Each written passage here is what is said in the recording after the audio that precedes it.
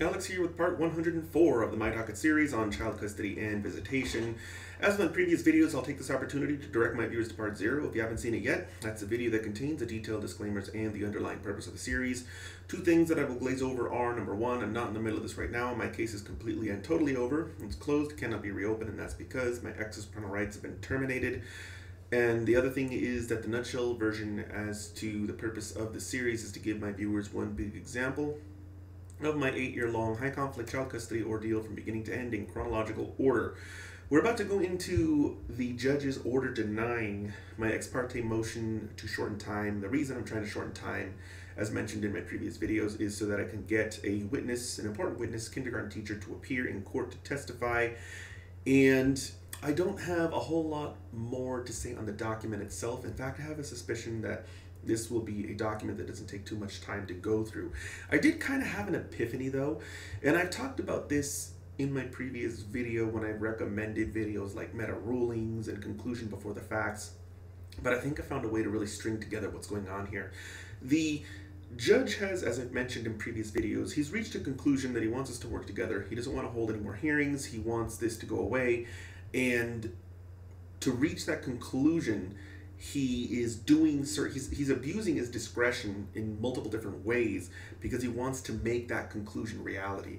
So he's blocking witnesses from appearing. So on one hand, it's by saying, no, I'm not going to give you an extension of time.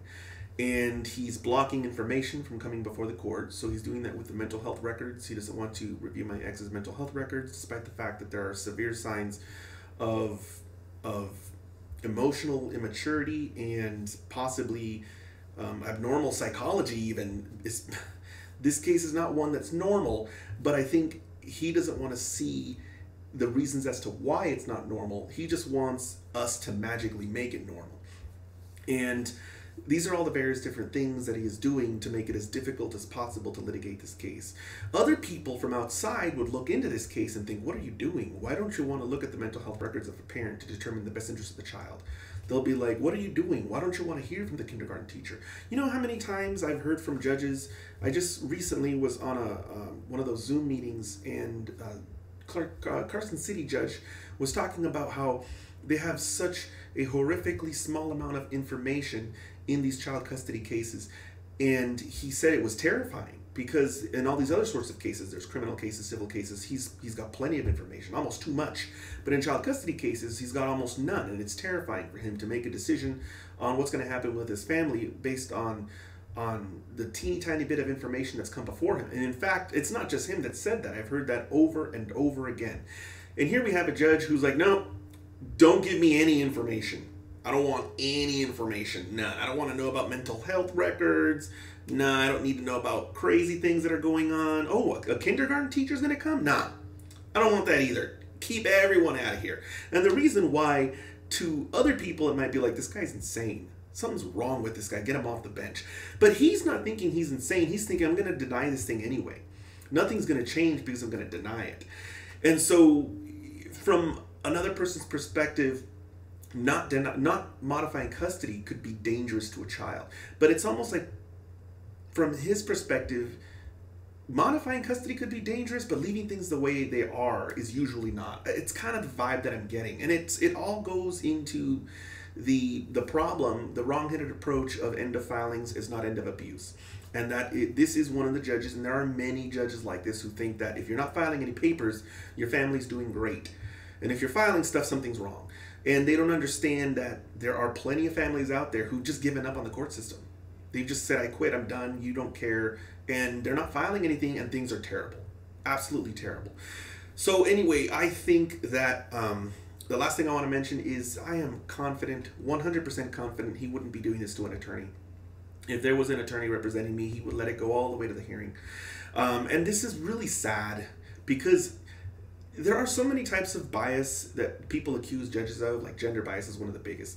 And they're really, from my perspective, not that strong. They're there. I see them, but they're not as bad as self-representation bias. That is far and away the worst. It's the most blatant, and I think part of it is subconscious because they're thinking, well, if you're not the lawyer, you must be wrong, or you're not a lawyer, you must be wrong. And then part of it is overt, where they're thinking, stop making me do more work. you can't really do anything to me if I don't listen to your cases. Whereas with an attorney, they can. They can run against them in an election. They can file ethics complaints to get them that'll probably go a little bit further than a non-lawyer filing one. They can interfere with them if they end up in a position of power, like on the state bar, or maybe they go into a higher court. They can interfere with their political aspirations. So it's the way that they treat attorneys. Part of it is overt and part of it is subconscious. And all of these things are coming together right now with this particular issue that I'm bringing before the court, because we have a judge here who is trying to do everything in his power to make it as difficult as possible to litigate this issue. So I think at this point in time, we can go ahead and take a look at what he has filed.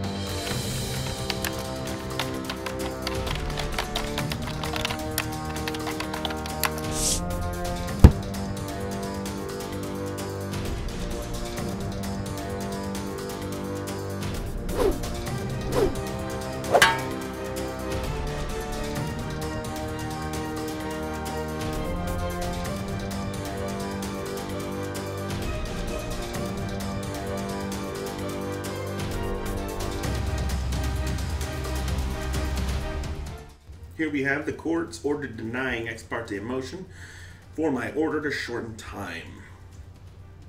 In standard introductory paragraph, the court is indicating it reviewed my ex parte motion to shorten time. Now, because this is an ex parte motion, there's no response by my ex. Sometimes somebody, like an attorney, if they have a lot of time and it's urgent, they'll, very quickly file a response just to get it considered, but this isn't unusual at all. Next paragraph, the court is summarizing the facts. We have a child born.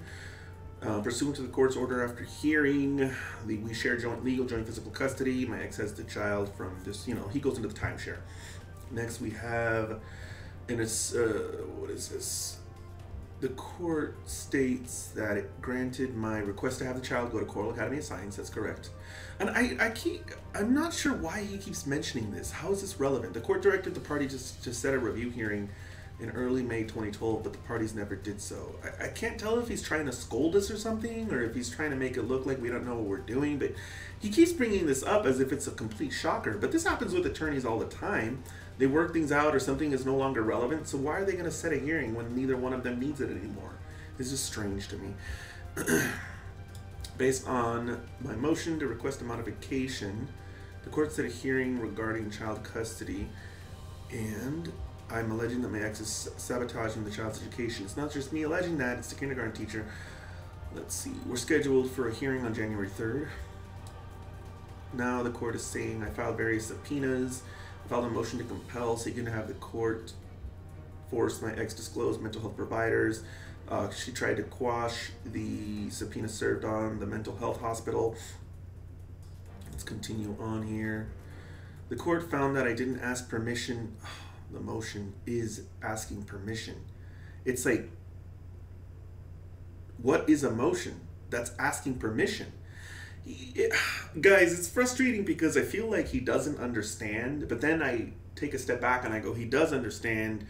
He's just doing the same thing that a high conflict ex does, which is finding a plausible explanation as to why he's denying the request, which he's not saying it in black and white letter, but he's implying that he wants another motion before the motion. So an extra step, which is just going to create more work for him.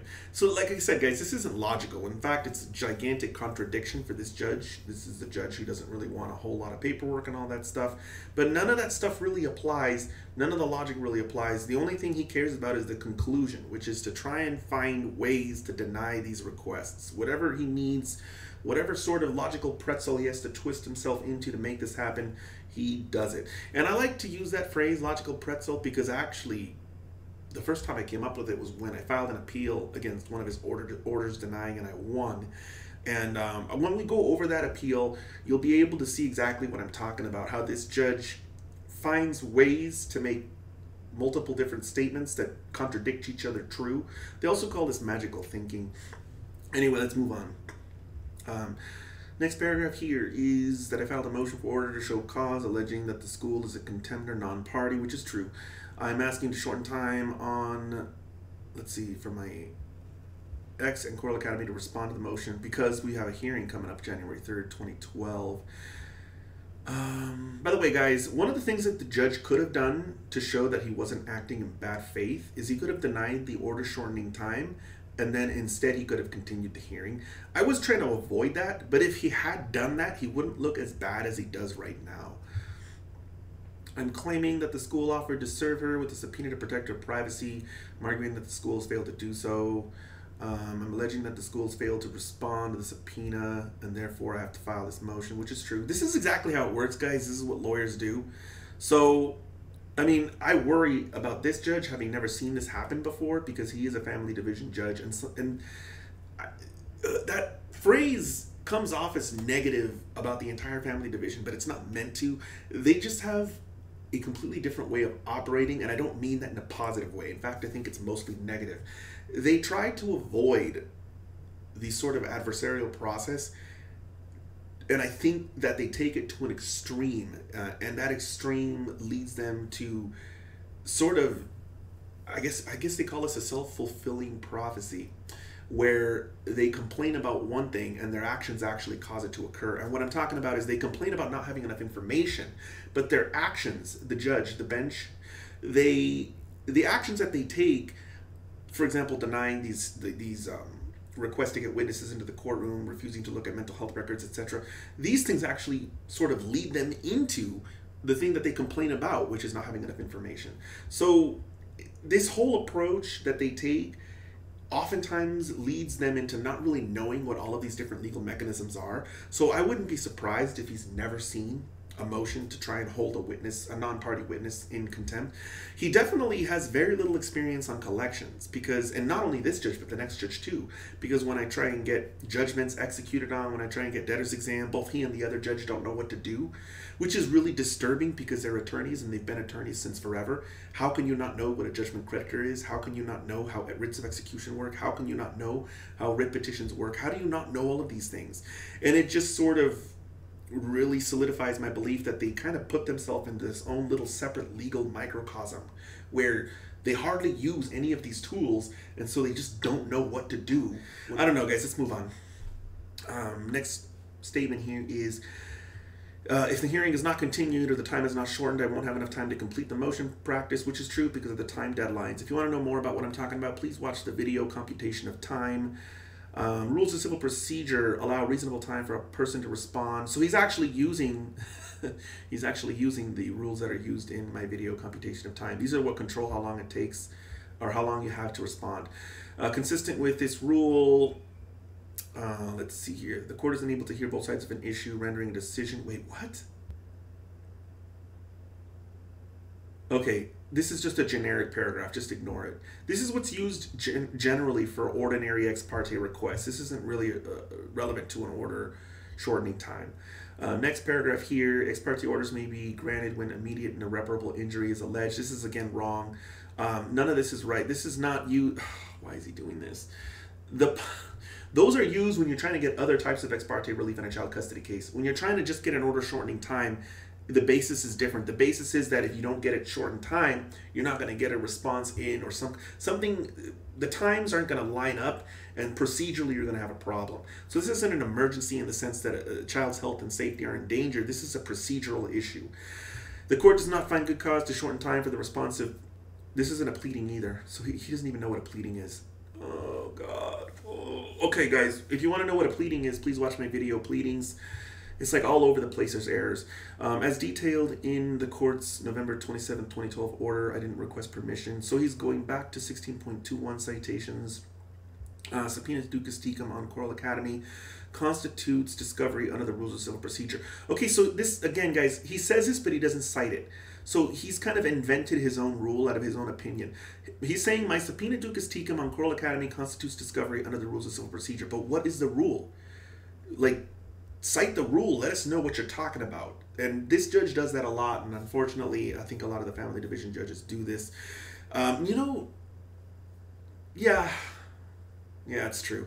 I have been made aware that I do not have permission to conduct such discovery, yet I continue to attempt to do so. Now, he's acting like I'm in defiance of the court's order for no reason. What he doesn't realize is I can't get a ruling from the appellate court until after he completely closes this issue out.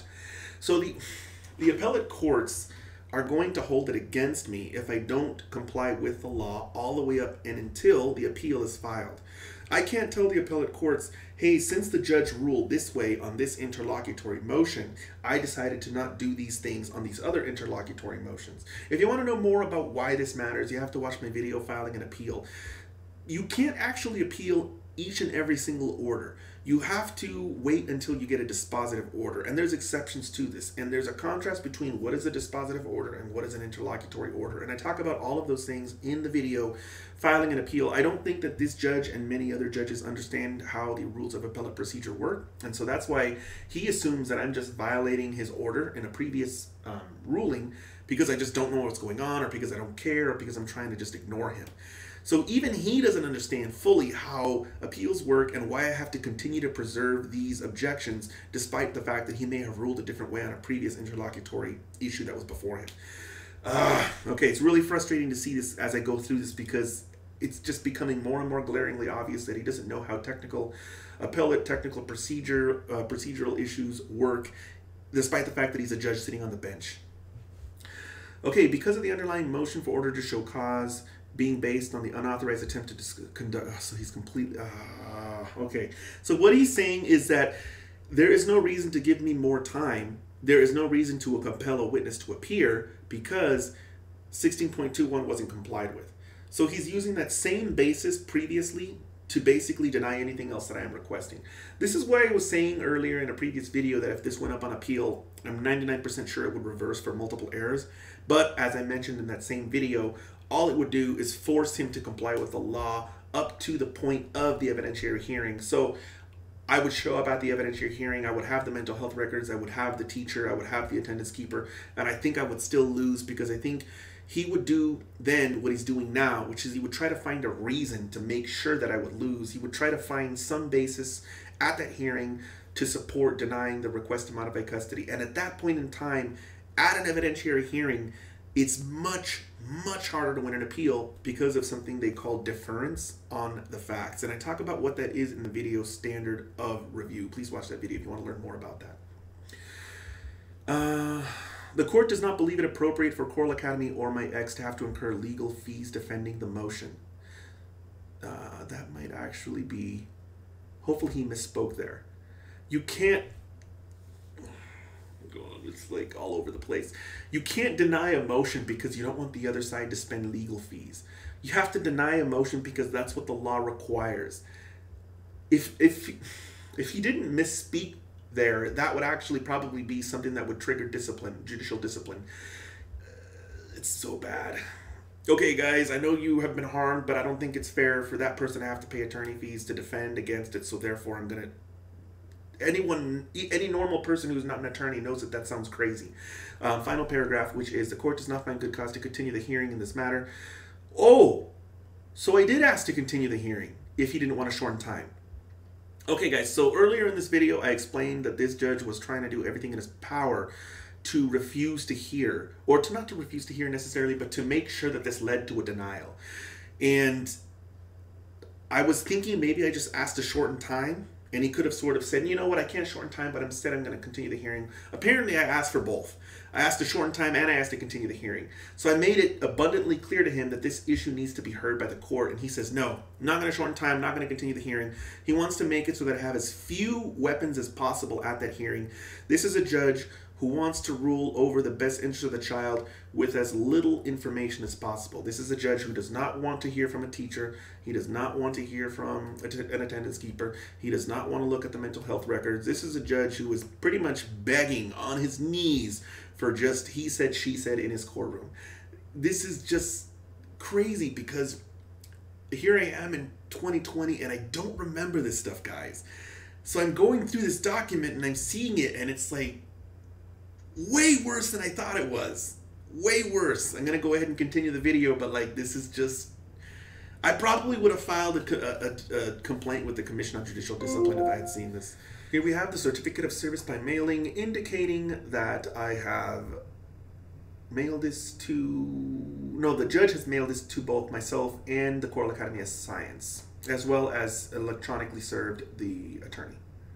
Going into the aftermath, I didn't file any documents, so I incurred $0 in costs. My ex's attorney didn't file any documents, so she incurred $0 in costs. I didn't have an attorney, so I didn't incur any attorney fees.